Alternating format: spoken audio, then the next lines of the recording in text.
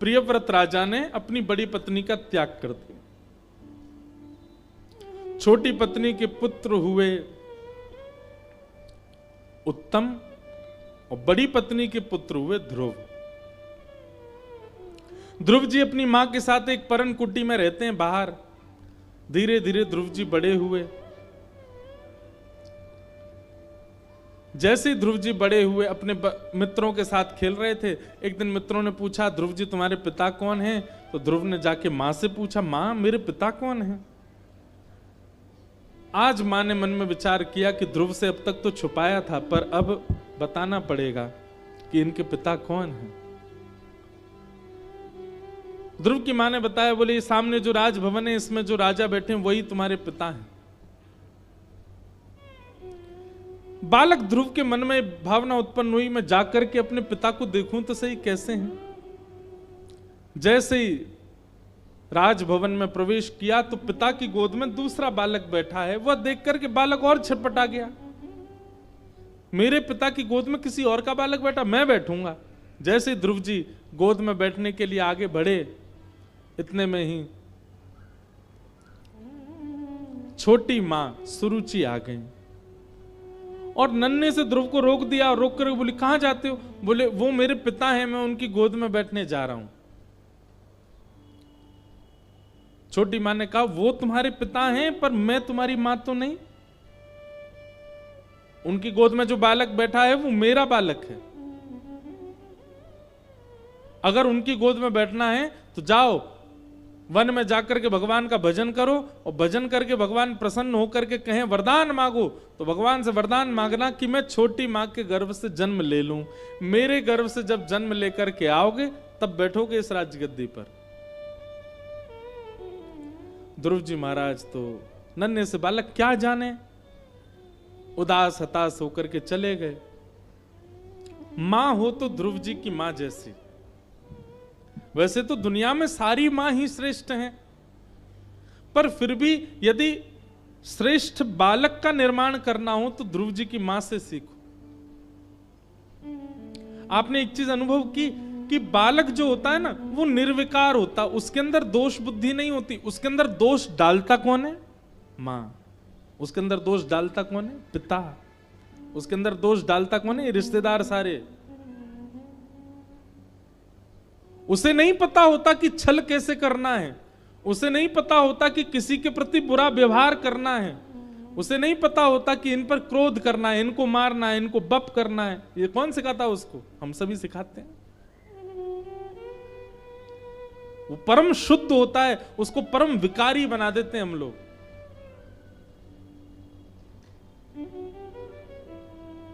विकारी समझते हैं ना, कोई भिकारी ना सुन लिया हो। विकारी मतलब विकार, दुनिया भर के प्रपंच हम डाल देते हैं उसके अंदर।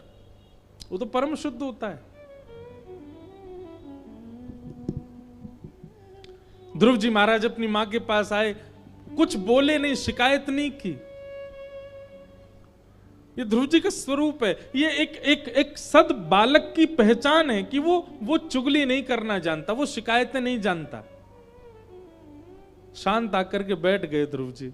मां समझ गई कोई बात है, गोद में बैठाया बालक को, कहा ध्रुव क्या बात है, क्यों उदास हो? बोले नहीं मां कुछ नहीं। नहीं बताओ कुछ तो बात है। नहीं मां ऐसा कुछ नहीं है बस। तभी दासी आई और दासी ने आकर के कहा आज बालक ध्रुव आए थे और छोटी मां ने इनको बहुत डांटा।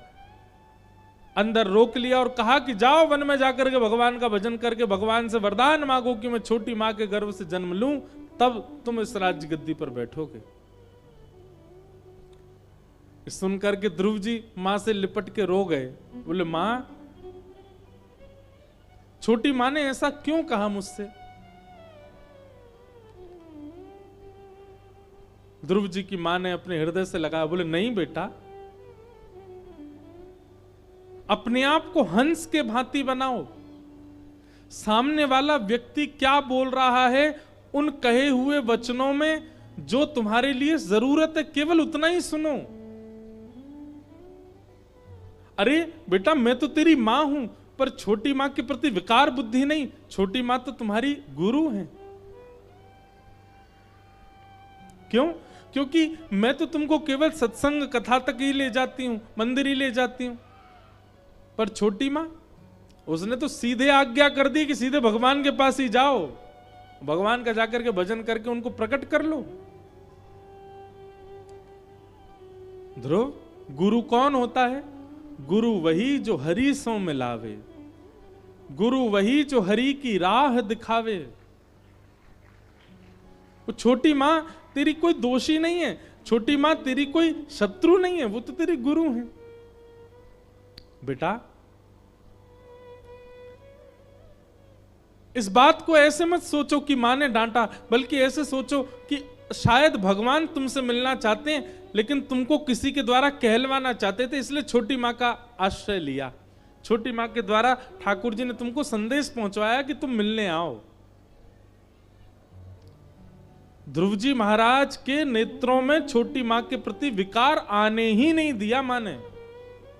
ऐसा ही होना चाहिए माता पिता को। हम बाल्यकाल से शत्रुता क्यों सिखा देते हैं बालकों को?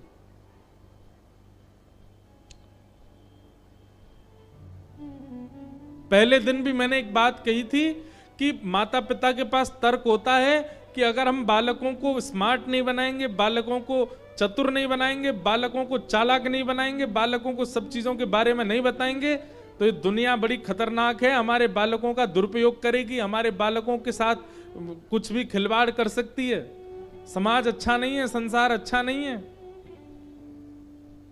भैया हमारी एक बात सुनना,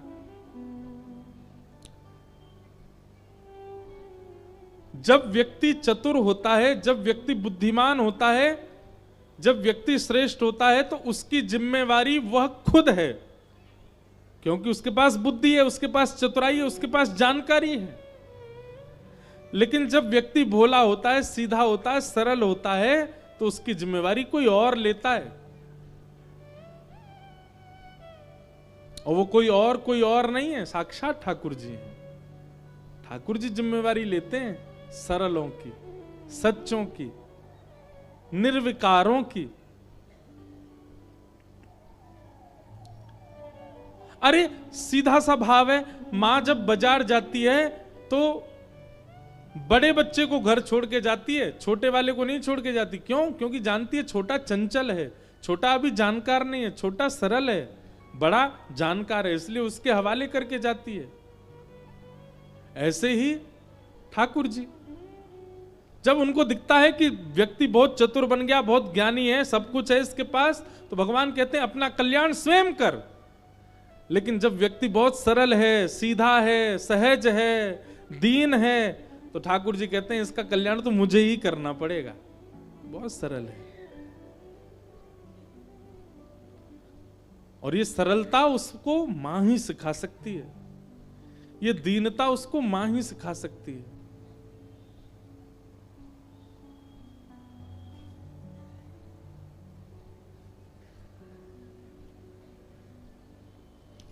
ध्रुव जी महाराज की माता जी ने ध्रुव जी को मन में ऐसे भावना प्रकट कर दी कि छोटी मां के प्रति कोई विकार उत्पन्न हुआ ही नहीं ध्रुव जी के चित्त में। मां को प्रणाम किया, बोले मां मैं जा रहा हूं वन में भगवत प्राप्ति के लिए। और ध्रुव जी बड़ी मां को प्रणाम, अपनी मां को प्रणाम करने के बाद फिर राजभवन में गए, छोटी मां को प्रणाम किया, बोले आप मेरी गुरु हैं, आपने आज्ञा की थी कि वन में जाके भगवान का भजन, मैं जा रहा हूं मां भजन करने के लिए वन में। और 4.5-5 वर्ष के ध्रुव जी महाराज निकल गए वन में। तभी आकाश मार्ग से जा रहे नारद जी ने देखा नन्हा सा बालक वन में जा रहा है। नारद जी महाराज सामने आ गए, ध्रुव जी महाराज ने प्रणाम किया। नारद जी बोले कहां जा रहे हो बालक? ध्रुव जी बोले वन में जा रहा हूं भगवत प्राप्ति के लिए। नारद जी महाराज बोले किसने कह दिया तुमको कि वन में भगवान रहते हैं?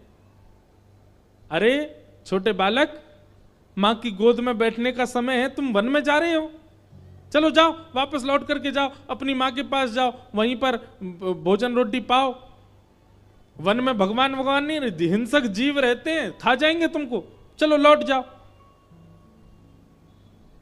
ध्रुव जी महाराज ने थोड़ी सी भौं उठाई और नारद जी को देख करके बोले, मैं चला तो जाऊंगा लेकिन पहले ये बताइए आप कौन हो। ध्रुव जी महाराज बोले, हमें दुनिया नारद कहती है, वैसे हम हरिदास वर्य हैं। एक बात सुनिएगा बंधुओं, नारद जी का नाम लेने पर आप लोग वो टीवी वाले नारद जी को मत लिया करो। अधिकतर लोगों के मन में जैसे ही नारद जी की बात आती है तो सब लोग बोलते हैं वो ही नारद होंगे, नारायण नारायण, वो जो टीवी में देखा हमने बचपन से। नारद जी कार्टून नहीं है। एक बात याद रखिएगा, सूत्र है नारदो देव दर्शन। अगर ठाकुर जी आपसे मिलने का मन बनाएंगे तो उससे पहले नारद जी मिलेंगे आपसे। अगर जिसको नारद जी नहीं मिले, ठाकुर जी नहीं मिल सकते। अगर किसी व्यक्ति ने नारद जी का अनुभव नहीं किया तो निश्चित है कि उसको ठाकुर जी नहीं मिलेंगे। आप कहोगे महाराज जी नारद जी कैसे मिलेंगे, क्या पहचान है? कोई प्रशंसा वाली बात नहीं कर रहे हैं, पर यह वास्तविकता है। वास्तव में कथा सुनाने वाले, कथाओं के द्वारा ठाकुर जी का दर्शन कराने वाले वक्ता ही नारद होते हैं।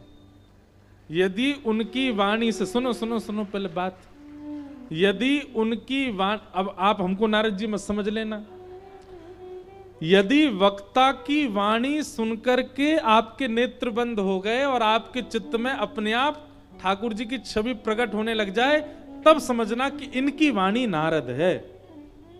किसी की भी हो सकती है और किसी को भी हो सकती है। यहां हजारों लोग बैठे हैं, पर हजारों में सबको भगवत अनुभव हो रहा होगा नहीं, पर हां 5-6 को हो रहा होगा। और जिन 5-6 को भगवत अनुभव हो रहा, हां उनके लिए नारद हैं हम। जिसकी वाणी सुनकर के आपके चित्त में ठाकुर जी के प्रति प्रेम बढ़ जाए, ठाकुर जी के प्रति और आनंद बढ़ जाए, ठाकुर जी के प्रति और स्नेह हो जाए, समझ जाना वही नारद हैं। बस उनकी वाणी सुनते ही रहो।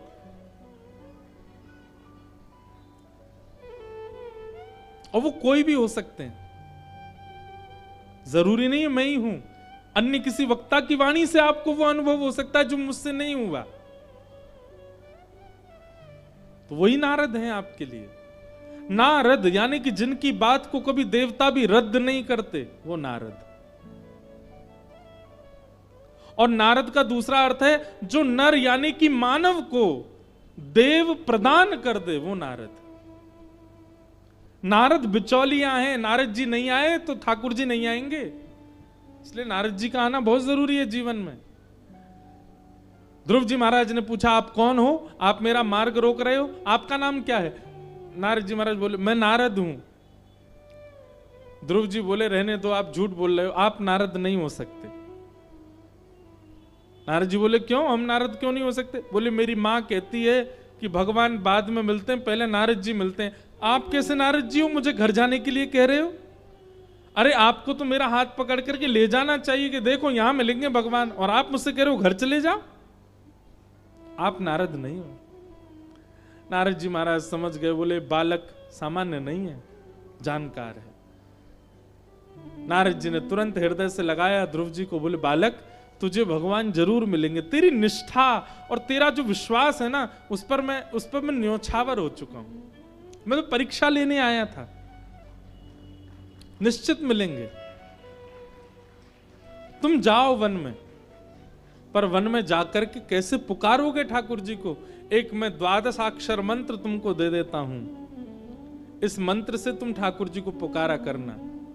ये 12 मंत्र ही ओम नमो भगवते वासुदेवाय, ये 12 मंत्र है। इसमें 12 अक्षर हैं। हमारे ब्रज के एक संत कहते हैं भगवान का फोन नंबर है ये। क्यों? ISD कॉल है, इसलिए 2 संख्या ज्यादा है। जैसे विदेश कॉल करने पर 12 नंबर डालने पड़ते हैं, ऐसे ही ठाकुर जी को कॉल करने के लिए ये 12 अंकों का भगवान का नंबर है। रोज इस पे फोन किया करो, ओम नमो भगवते वासुदेवाय, ठाकुर जी को पुकारा करो। ध्रुव जी महाराज यह मंत्र लेकर के वन में चले गए और 5 महीने तक ध्रुव जी ने तप किया, केवल 5 महीने। लेकिन 5 महीने तप कैसे किया वो सुनो। पहला महीना प्रारंभ हुआ तिरात्रांते कपित्थ बदरासन। ध्रुव जी महाराज 3 रात्रि तक कुछ नहीं खाते, मतलब 3 दिन का व्रत करते और 3 दिन बाद केवल कपित्थ फल खा करके भजन करते। मतलब 3 दिन व्रत 1 दिन फल, 3 दिन व्रत 1 दिन फल। इस प्रकार 1 महीने तक ध्रुव जी ने भजन किया। दूसरा महीना प्रारंभ हुआ तो 6 दिन तक कुछ नहीं खाते और 6 दिन बाद केवल जल पी करके और पत्ते खा करके भजन करते। तीसरा महीना जब प्रारंभ हुआ तो 9 दिन तक कुछ नहीं खाते और 9 दिन बाद केवल वायु पी करके भजन करते हैं।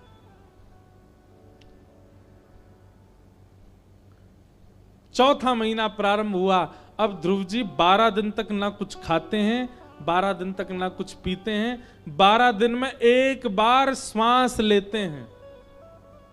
आप कहोगे ये तो असंभव है। नहीं, साधक व्यक्ति के लिए सब संभव है।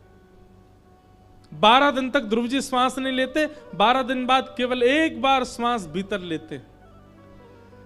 जैसे ही चौथा महीना पूर्ण हुआ, ध्रुव जी महाराज मन में विचार करने लगे, भगवान अभी तक नहीं आए। मैं हर महीने 3 दिन का व्रत बढ़ा देता हूं, अब के मैं पूर्ण व्रत करूंगा, ना मैं श्वास लूंगा, ना मैं श्वास छोड़ूंगा, ना कुछ खाऊंगा, ना पीऊंगा, केवल 1 पैर पर खड़े होकर के भगवान को पुकारूंगा। और 5वां महीना प्रारंभ होते ही ध्रुव जी ने श्वास लेना भी बंद कर दिया। अपनी दोनों भुजाओं को आकाश की ओर करके 1 पैर के ऊपर खड़े होकर के ध्रुव जी महाराज भजन करने लगे।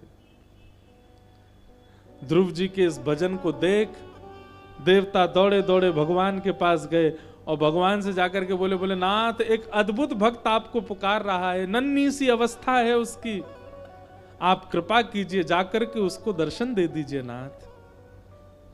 बंधुओं, संपूर्ण ब्रह्मांड में केवल एकमात्र ध्रुव जी ऐसे हैं जिनके लिए भगवान ने ये शब्द कहे हैं। क्या? हम सबको दर्शन देने जाते हैं, पर ध्रुव को दर्शन देने नहीं, ध्रुव का दर्शन करने जाएंगे हम। ऐसे बालक से तो मिलने जाएंगे, उसको तो देखने जाएंगे। और भगवान गरुड़ पर आरूढ़ होकर के, शंख चक्र गदा पद्म धारण करके श्री ध्रुव जी महाराज से मिलने के लिए पधारे। ध्रुव जी खड़े, आंख बंद करके, हाथ जोड़ करके, और सामने गरुड़ के ऊपर भगवान बैठे। गरुड़ जी महाराज बोले, भगवान इतनी देर हो गई है, ध्रुव तो आपका दर्शन ही नहीं कर रहा। भगवान बोले, अभी नहीं करेगा, उसके चित्त में मेरी झांकी बनी हुई है, जब तक वो झांकी नहीं जाएगी तब तक नहीं देखेगा। भगवान ने तुरंत एक स्वर किया और उस स्वर करते ही ध्रुव जी के चित्त की झांकी अंतर ध्यान हो गई। जैसे ही झांकी अंतर ध्यान हुई, ध्रुव जी व्याकुल हो गए, श्वास टूट गई, जो 1 महीने से रोक के खड़े थे। और श्वास टूटते ही ध्रुव जी महाराज ने विरह वेदना में नेत्र खोल करके हाँ नाथ कह करके जैसे ही पुकारा और नेत्र खोल करके देखा तो सामने श्वेत गरुड़ के ऊपर नीलांबर ठाकुर जी शंख चक्र गदा पद्म धारण करके खड़े हुए हैं। बोलो भक्त वत्सल भगवान की।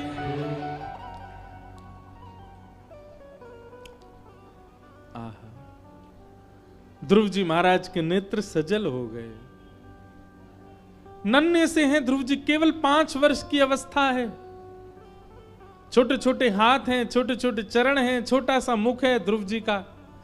घर परिवार माता पिता सबसे दूर एकांत वन में खड़े हैं, सामने भगवान दर्शन दे रहे हैं।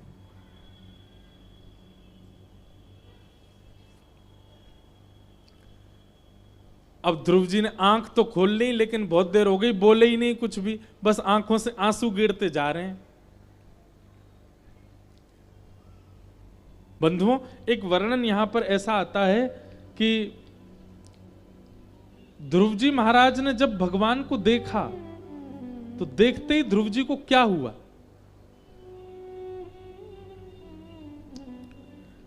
द्रग्भ्याम प्रपश्यन् प्रपिबार्निवार्भक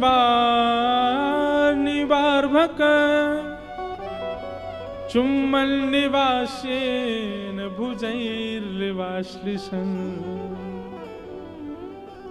अगर पहली बार पहली झलक ठाकुर जी की दिखेगी तो हमारे साथ क्या होगा। लोग बाग कहते हैं मेरे को ठाकुर जी मिल जाएंगे तो मैं अपना घर सजाऊंगा, मुझे ठाकुर जी मिल जाएंगे मैं उनको रबड़ी का भोग लगाऊंगा, ठाकुर जी मिल जाएंगे उनके संग ऐसे करूंगा। सही पूछो तो ठाकुर जी मिल गए तो आप बेहोश हो जाओगे, आप बहुत देर तक तो होश में ही नहीं आओगे, और जब होश में आओगे फिर से ठाकुर जी को देख के फिर बेहोश हो जाओगे।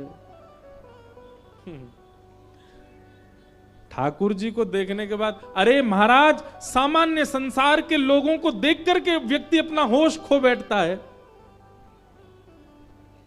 ठाकुर जी आ जाएंगे तो क्या होगा।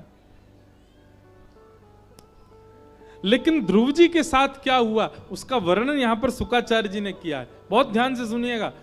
ध्रुव जी ने जैसे ही नेत्र खोल करके भगवान को देखा तो थोड़ी देर तो निहारते रहे, थोड़ी देर के लिए तो मूर्छा सी आई ध्रुव जी को। इतने सुंदर हैं ठाकुर जी इसलिए मूर्छा आएगी। उनका रूप लावण्य इतना सुंदर है कि हमारे नेत्र उसके अधिकारी नहीं है, हमारे नेत्र उसको सहन कर नहीं पाएंगे। लेकिन ध्रुव जी महाराज थोड़ी देर में चेतना आई, और चेतना आकर के श्री ध्रुव जी महाराज ने क्या किया, बोले द्रग्भ्याम प्रपश्यन प्रपिवार निवार भकम, दंडवत प्रणाम किया। और दंडवत प्रणाम करके ध्रुव जी ठाकुर जी को कैसे देख रहे हैं, बोले भैया चुम्बन निवास्येन भुजैर रिवाश्लिशन। ध्रुव जी के मन में इच्छा प्रकट हो रही है कैसे भी करके मैं इनके ऊपर चढ़ जाऊं, और इनके ऊपर चढ़ के अपने अंक में अपने पैरों से इनसे लिपट करके और इनके गोल मटोल गालों को अपने अपने 2-4 दांतों से काट खाऊं। इतने प्यारे लग रहे हैं ठाकुर जी।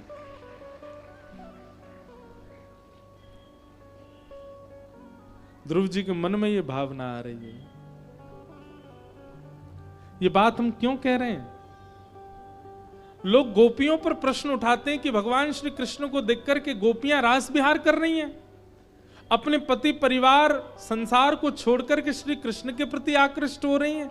अरे ठाकुर जी का स्वरूप ऐसा है, नन्हा सा 5 वर्ष का बालक ध्रुव जब ठाकुर जी के प्रति आलिंगन की भावना रख सकता है, ठाकुर जी का रूप ही ऐसा है कि उस रूप पर व्यक्ति मोहित हो ही जाएगा, आकृष्ट हो ही जाएगा।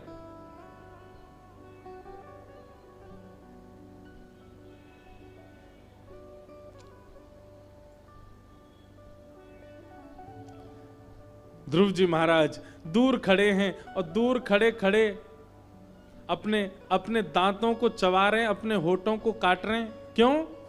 इतना इच्छा हो रही है कि कैसे भी ठाकुर जी गोद में चढ़ करके एक बार इनके गालों का अपने ओष्ठों से स्पर्श तो कर लूं मैं। कितने प्यारे लग रहे हैं ठाकुर जी। अरे भाई बड़े की भावना बालक के प्रति ऐसी हो समझ में आता, पर नन्हे से बालक की भावना बड़े के प्रति ऐसी हो ठाकुर जी के प्रति ही हो सकती है। बालक को सब पकड़ करके अपनी गोद में लेके उसके गाल का स्पर्श करना चाहते हैं, पर बालक किसी बड़े को देख करके उसकी गोद में चढ़ के उसके गाल का, ये तो उल्टी गंगा है। पर ध्रुव जी की स्थिति ऐसी, ठाकुर जी के रूप के प्रति। ध्रुव जी जब थोड़ी देर कुछ नहीं बोले, भगवान ने समीप बुलाया, बोले इधर आओ ध्रुव, तुम बोलते क्यों नहीं हो, हमको बुलाया तो फिर बोलो। ध्रुव जी महाराज बोले मैं छोटा सा बालक हूं, अभी तो मुझसे बोलना ही नहीं आता, आप कृपा करो। तब भगवान ने अपना शंख ध्रुव जी के गाल से स्पर्श कराया, और जैसे स्पर्श कराया ध्रुव जी को ब्रह्म ज्ञान हो गया। ध्रुव जी महाराज अपनी बुद्धि विवेक से भगवान की स्तुति गाने लगे, और स्तुति गाते हुए कह रहे हैं, अब पूरी स्तुति तो हम नहीं गाएंगे, पर एक अंतिम याचना जो ध्रुव जी ने की है कि भक्ति मुहु प्रवहताम त्वयि में प्रसंगो भूयादनंत महताम ममलाशयानाम येनांजसोल वणमुरु व्यसनम भवाब्धिम निश्चय भवद गुण कथा मृतपान मत। क्या कह रहे हैं ध्रुव जी, हे नाथ, पूरी स्तुति गाई ध्रुव जी ने, और स्तुति के बाद में अब वरदान मांग रहे हैं ठाकुर जी से। ध्यान से सुनिएगा क्या वरदान मांगते हैं। बोले नाथ दुनिया तो मांगती है कि आपकी भक्ति मेरे जीवन में आ जाए, पर मैं आपसे मांगूंगा कि आपकी भक्ति का व्यसन मुझको लग जाए। जैसे व्यसनी व्यक्ति को लत लग जाती है एक वस्तु की, वैसे मेरी स्थिति हो जाए, मैं व्यसन के भांति आपकी भक्ति किया करूं। जैसे व्यसनी व्यक्ति हर जगह बहाने ढूंढता है व्यसन भोगने के, मैं हर जगह बहाने ढूंढा करूं आपको भजने का नाथ। ऐसी कृपा मुझ पर कर दो। ध्रुव जी महाराज की भक्ति से ठाकुर जी अत्यंत प्रसन्न हो गए, और प्रसन्न होकर के ठाकुर जी ने ध्रुव जी को वरदान प्रदान किया। और वरदान देकर के भगवान बोले, अब ध्रुव तुम 36,000 वर्ष तक राज्य करो। ध्रुव जी बोले, अब मुझे राज्य की कामना नहीं है। भगवान बोले, आए तो तुम राज्य की कामना से ही थे, अपने पिता की राज्य सिंहासन पर तुमको बैठना था। अब जाओ, हम तुम वरदान देते हैं 36,000 वर्ष तक के लिए तुम राजा बनोगे। और 36,000 वर्ष के लिए ध्रुव जी राजा बने। तत्पश्चात मृत्यु देवी के सिर पर पैर रख करके एक विमान में विराजमान होकर के श्री ध्रुव जी महाराज ध्रुव लोक को प्रस्थान करे। एकमात्र भक्त ऐसे हैं भगवान के जिनका स्वयं का लोक है। आपको पता है जब प्रलय आता है ना, प्रलय में केवल धरती का ही नाश नहीं होता, ब्रह्मलोक तक, ब्रह्मा जी तक प्रलयकालीन समुद्र में डूबते हैं। केवल वैकुंठ लोक और ध्रुव लोक ये सदा रहते हैं, ध्रुव लोक का कभी नाश नहीं होता।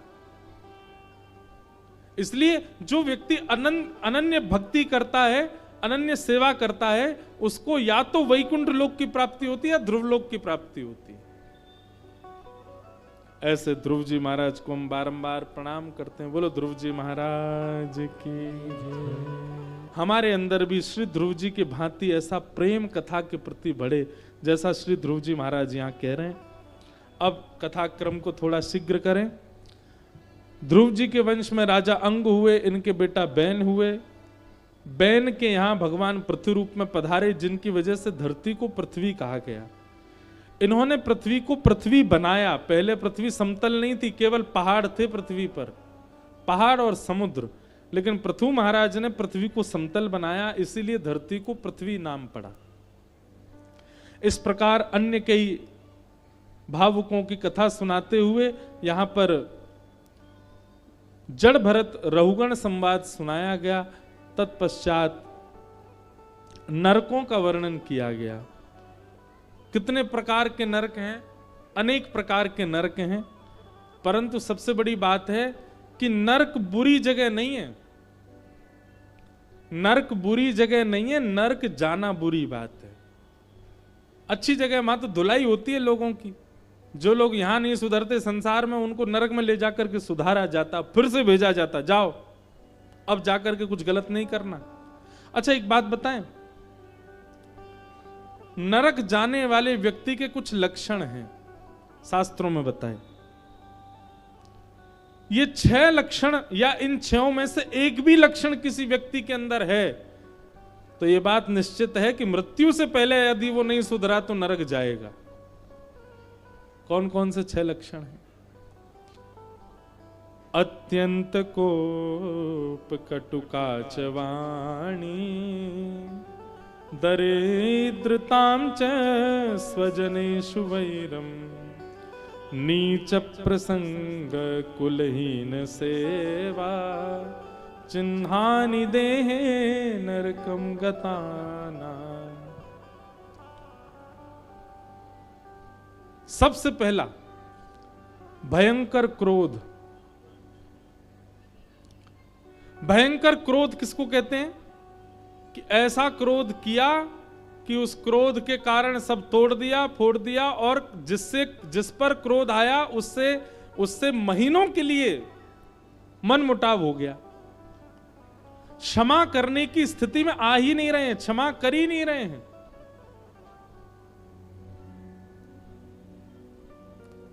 अत्यंत कोप, यह भयंकर क्रोध का लक्षण है। तो अगर किसी व्यक्ति के अंदर बहुत ज्यादा गुस्सा है तो उसको समझाने संभालने का प्रयास करो कि भैया काय को तैने नरक का वीजा अप्लाई कर रखा है, क्रोध कम करो। अत्यंत क्रोध।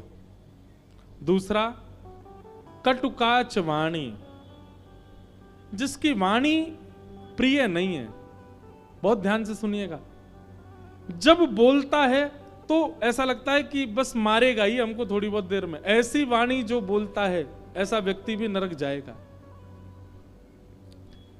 कई लोग जो हैं वो बात बात पर गालियां भी देते हैं, कुछ भी बात बोलेंगे छोटी सी भी तो बिना गाली के उनसे बात ही नहीं होती, वो भी नरक जाएंगे। कटुकाच वाणी, वाणी प्रिय बोलिए, वाणी सुंदर बोलिए, वाणी में कड़वाहट मत रखिए। अत्यंत कोप कटुकाच वाणी। तीसरा दरिद्रताम च, दरिद्र मतलब मेहनत करने पर, परिश्रम करने पर भगवत कृपा से जो प्राप्त होता है उसमें अपूर्णता का अनुभव करना,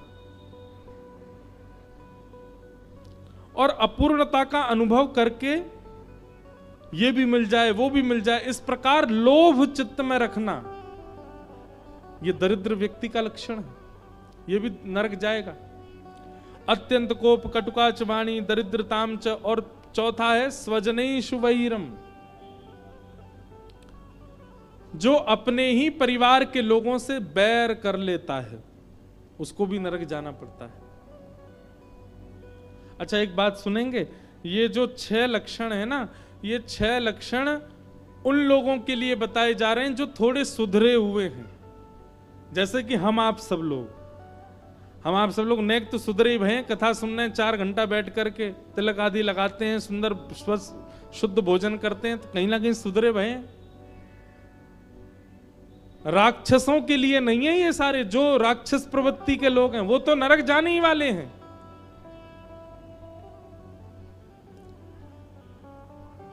ये उन लोगों के लिए नियम बताए जा रहे हैं जो थोड़ा बहुत सधा हुआ जीवन जीते हैं। उनको चाहिए भयंकर गुस्सा ना करें, कड़वाहट मुख में ना रखें, बोलें तो मीठा बोलें, दरिद्रता ना रखें। एक बालक हमारी कथा सुन के गया, पढ़ नहीं रहा था तो उसकी माताजी ने उसको डांटा, तो अपनी मां से बोला आपको नरक जाना पड़ेगा। बोले क्यों? महाराज जी कल कथा में बोल रहे थे, बोले जो कड़वाहट रखता है, भयंकर गुस्सा करता है और जो मारपीट करता है, मुख से बोलता है तो अंगार निकलते हैं, उसको नरक जाना पड़ता है। मैया देख ले, तू सुबह से मेरे पीछे पड़ रही है, पढ़ ले और तू मुझको मार भी रही है, डांट भी रही है।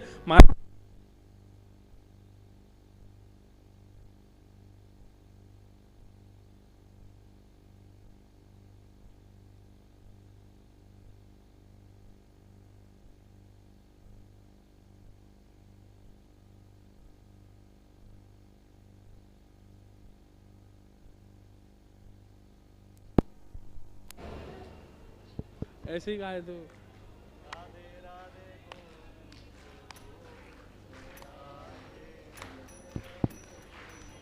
गोविंद राधे बोलो वृंदावन बिहारी लाल की। अच्छा हमारी कथा सुनते रहते हैं लोग तो उनको पता होगी कि ये होता ही है हर कथा में। लाइट जाए, माइक जाए, कुछ फुक फुका जाए, इलेक्ट्रॉनिक कुछ भी गड़बड़ होवे जिससे कथा में रुके, समझ जाओ ठाकुर जी आए हैं कथा में। अरे कई जगह तो कथा चलती रहती, लाइट ही बंद हो जाती है, सब शाम वर्ण के हो जाते हैं। आज ठाकुर जी का जन्मोत्सव है, हर कथा में ये होता है, कुछ ना कुछ तो होता ही है। यहां पे लो वोल्टेज चले गए। हम क्या बता रहे थे? हाँ, तो वो बालक अपनी मैया से बोला, बोले कि महाराज जी कह रहे थे तो मैया तुम डांटो नहीं तो नरक जाना पड़ेगा। ये कोई मनगणन मैया ने आके मुझे बताई ये बात। और महाराज जी आप क्या शिक्षा दे रहे हो बालकों को? मैंने क्या दे दिया मैंने? बोले बालक कह रहा था, बोले डांटो नहीं, कड़वाहट बोलो नहीं, मारो नहीं, पीटो नहीं। अब वो पढ़ता नहीं है, उसको डांटू नहीं मैं? आप कहते हो कि कड़वा बोलने से, मारने से, गुस्सा करने से नरक। मैंने कहा भैया किसी के हित के लिए यदि आप ये सब क्रिया कर रहे हो तो उसमें दोष नहीं है।